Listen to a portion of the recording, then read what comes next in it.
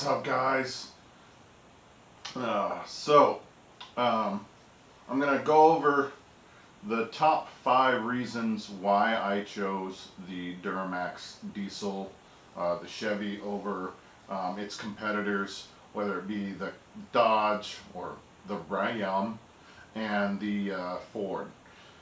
So I'm going to go over that. One of the things I want to plug is my merch. I have hats. Got this one with the mesh style back, but with the Velcro strap. The reason I went this way is because I got a big head and the regular snapbacks don't work for me. I've also got a standard back, same logo, go green, and then handle at the bottom with the diesel handle in the middle there. I've got these for $22 plus $3 shipping. I'll put a link where you can purchase these off of eBay down below. So definitely go hit it up. Like I said, 22 bucks. So your total out of pocket is 25. I'll take care of any additional shipping, but 22 plus $3 for shipping. Like I said, the link will be down below in the description. So just a little short plug there for my merch. Something that I'm starting, see where it goes.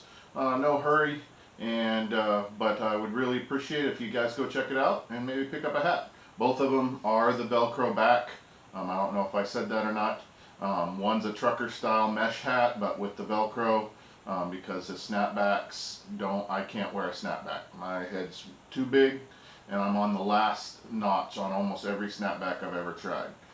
So I went with the Velcro, more adjustability, and fits a bigger head. So I like it. I like it a lot. I think they're good quality, solid hats. Worked with somebody local. I'll put his information down below. If you decide you ever want to do some merch, he can print shirts and hats and that sort of thing as well. So anyway, so the top 5 reasons why I chose the Duramax. So I have been a Chevy guy my whole life. I did have a Dodge Ram 06, and great truck. Had no issues with it, but I wanted a diesel. And when I went shopping for a diesel, the main reason why I went with the Duramax over the Ford or the Cummins, the Power Stroke or the Cummins, was because of the Allison transmission.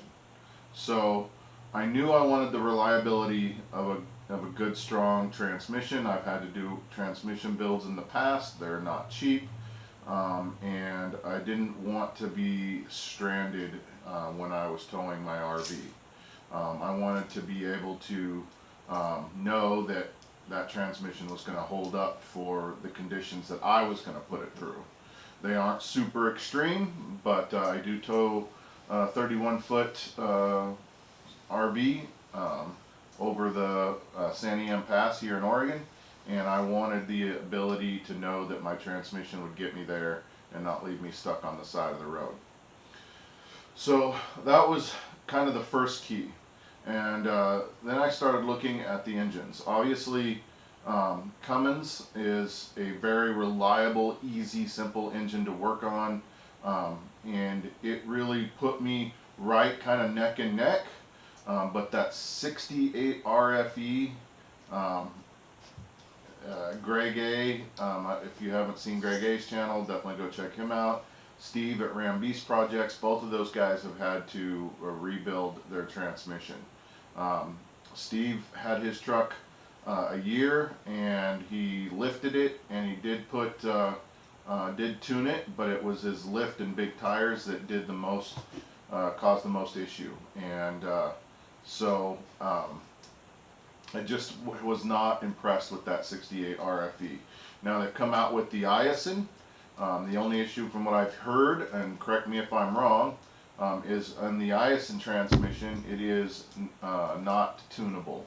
So like I said, correct me if I'm wrong, but that's what I have heard.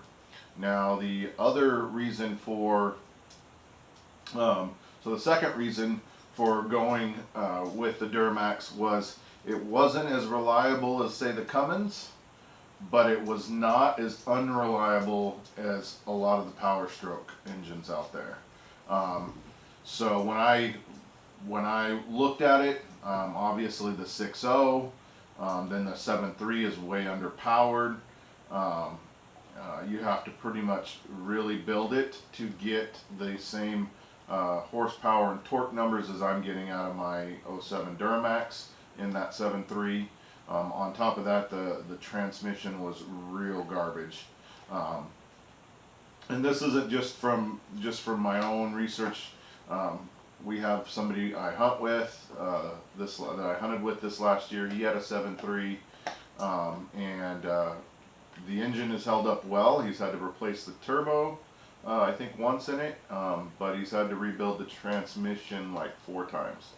So, so that was one of the reasons I didn't go with the Power Stroke, because then you get into the 6.0s after that, and the 6.3s, and both of those engines have huge flaws, and can get very expensive to repair and replace. So I avoided those. Now I could have probably went ahead and had it bulletproofed, and that would make some sense, but I was not in the financial setup to be able to pay cash for a truck and then pay cash to have it bulletproofed. So I was looking at, financing options, and basically the 6.0s, when you go to buy them, they are priced basically as high as they're going to get on the market, and then you don't have any movement to, say, extend the loan out to get it bulletproof. So that's the reason that the Power Stroke became a non-starter. I wouldn't have been able to afford the 6.7. That one seems to be quite a bit more reliable so far, but the 6.0 and the 6.4 or 6.3, 6.4, I believe it was, those were very unreliable trucks. And if you don't even have to do much research. Go out to powerstrokehelp.com. I've mentioned him in the past. Listen to the issues that those engines have, and so I know there are going to be people saying, "Oh no, they're great engines." I'm sure that if you get lucky, you can find a good truck, but the overall issues I didn't want to roll the dice on. Now the Cummins and the 68 RFE, I would love to have had a Cummins. But there were 2 issues with the Cummins. If I wanted a truck with lower miles, then the Cummins would have been more expensive. And then it would have had the 68 RFE, and it's kind of a ticking time bomb. You don't know how well the previous owner took care of it, much like my Duramax. You don't know how well the previous owner took care of it, so it was just literally a process of elimination. So I found, after looking at all 3 of them, I said, okay, Duramaxes aren't as reliable as the Cummins, but the transmission is more reliable than the other 2 by far. Now the engine isn't as reliable as the Cummins, like I said, but it is more reliable through the years and generations than the Power Stroke. So then it was looking at, okay, now with that said, which Chevy engine or which Duramax did I want to go for? And there are great arguments for all of them. The LB7 is pre-emissions, and the issue with it is it's got injector issues. But if you get one that's just had the injectors replaced, then you could be good to go for a long time just on stock power. It's got a decent sized turbo, but it's wastegated, so it's not the VGT, so there is a little bit more turbo lag than some of the later models. LLY has the VGT turbo, and you know, it has some head stud issues. Plus injectors, still not the best, but a lot easier to replace. The LBZ had decent injectors.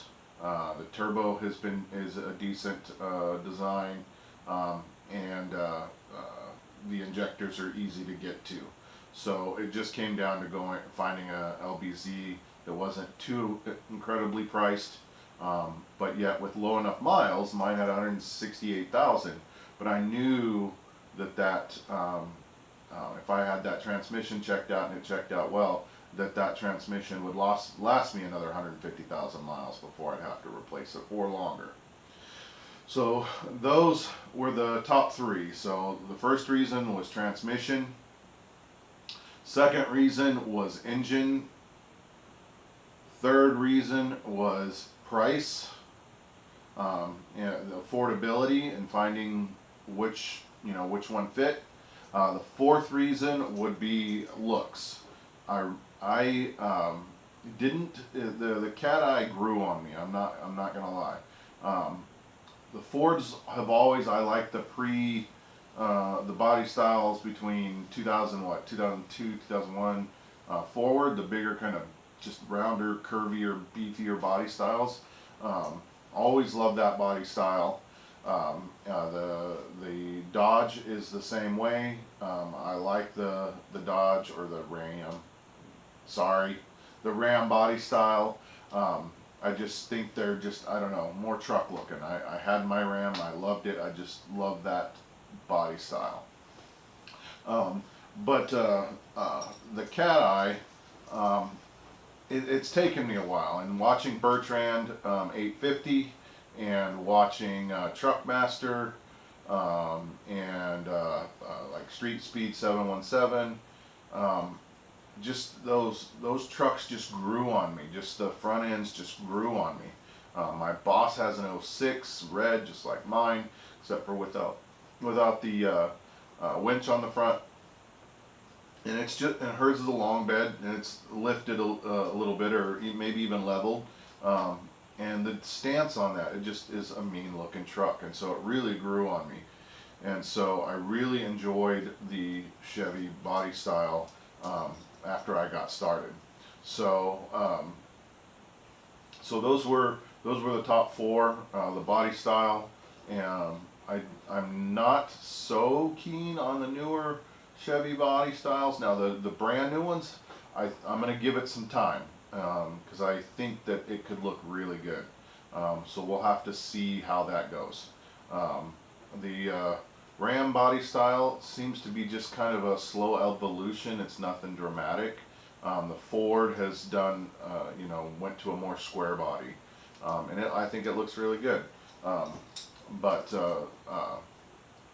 So body style was definitely a playing factor when I was looking at trucks, so that's one of the reasons why it took me a little bit to decide on the Chevy, just because I was not a huge fan of the cat eye, and there weren't a lot of GMs out there with that were for sale in that setup. And then the fifth reason that I went with it is just because I'm a Chevy guy. I really am a Chevy guy. I've owned a Chevy Suburban. I've owned a '74 Chevy pickup. I've owned a '99 Chevy pickup 3/4 ton. I've owned a 2005 Chevy pickup. I have owned a '81 Chevy Citation. That was my first car. We have an '06 Tahoe that has been just stellar. We've owned it. It's paid off, and it's just been an amazing truck. So it was, it was a bit of the Chevy guy. So yeah, those are the top 5 reasons. The first reason was the transmission. Second reason was the engine, and third reason was price. Fourth reason was body style. Like I said, the The cat eye was more of a hindrance for me when I was looking. I liked the Ford and the Dodge body styles better. And then the fifth reason was I'm a Chevy guy. So those are the top 5 reasons why I chose my '07 Duramax and what was in the thought process of getting one. So again, guys, check out the link below for picking up my merch. I also got a new website started. I'll post that down below, and as well as my Instagram. So definitely go check those out. I'd really appreciate it. Thanks for watching, and have an amazing night.